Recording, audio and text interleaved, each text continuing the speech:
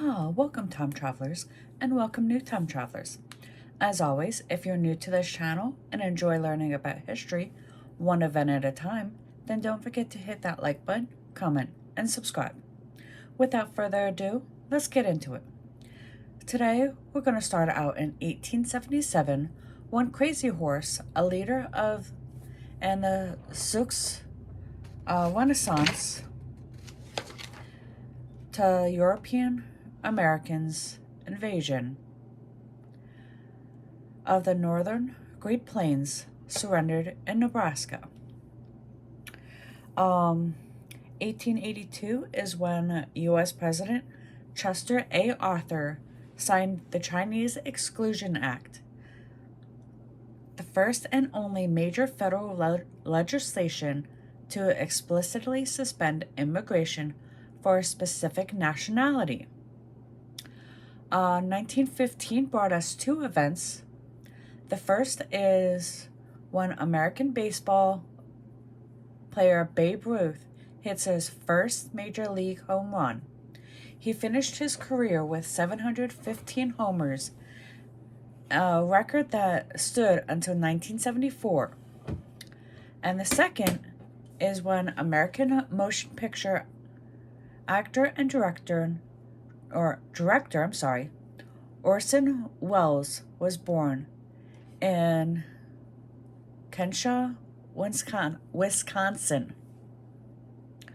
1931 brought us American baseball star Willie Mays, who was born in Westfield, Alabama. On this day in 1937, while landing at Lakehurst, New Jersey, on its first transatlantic crossing of the year, the German Durable Hindenburg burst into flames and was destroyed, killing 36 of the 97 persons aboard. Now, my brother actually had mentioned this to me a while ago, and I was actually looking forward to telling you about this event.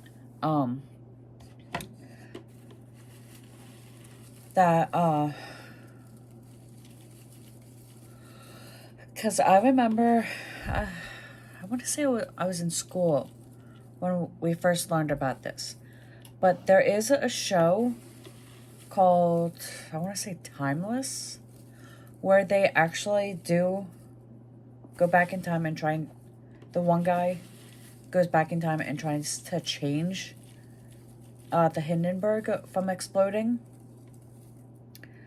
by having the people wind up the ropes, because the ropes got soaked and lightning struck, and it, I guess, went through the ropes, and there was hydrogen or something leaking in the Hindenburg, and it exploded, which is what caused it to go down. Anyway, the next event is the American garrison on Corregidor Island, under the command of General Jonathan M. Wainwright, surrendered to Japanese invaders after a 27-day standoff during World War II in 1942. In 1953, British Labour Party leader Tony Blair, who in 1997 became the youngest British Prime Minister since 1812, was born. The following year, in 1954, Roger Bannister of Britain became the first athlete to run a mile in less than 4 minutes. In 1957, the last episode of I Love Lucy aired. The hugely popular show, which starred Lucille Ball and Desi Arnzen, Arnaz was considered one of the TV's landmark sitcoms. Now, this is I don't want to make any of you feel old, but the only reason why I know about I Love Lucy, like the shows like I Love Lucy, MASH,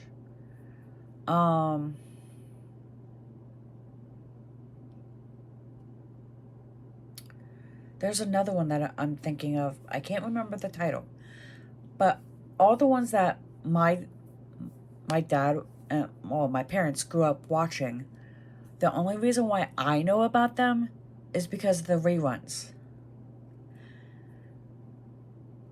And that's saying something. Anyway, on this day in 1959, South African Premier Hendrik F.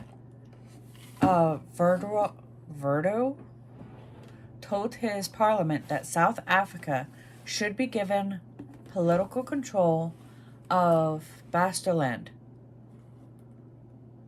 Burgenland, and Switzerland, which are British protectorates.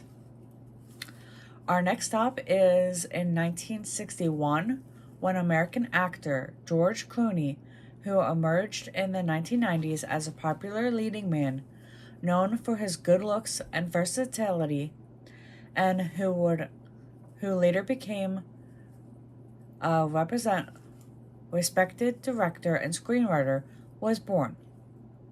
Moving on to 1992, German-American actress Marilyn Dietrich, whose beauty, voice, aura of sophistication, and languid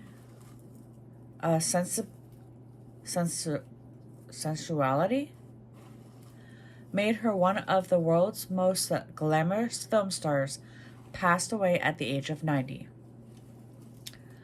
1998, Steve Jobs introduced Apple's first iMac, a personal computer that became hugely successful and helped revive the struggling company. 2002 is when South African-born American entrepreneur Elon Musk founded the aerospace company SpaceX, which helped usher in the era of commercial space flight. In 2004, the final episode of the television sitcom Friends aired and was watched by more than 52 million viewers. And finally, last year in 2023, in the first British coronation in some 7 decades, Charles III and Camilla were crowned king and queen, respectively. And with that, we return to 2024 and our current history. Until next time.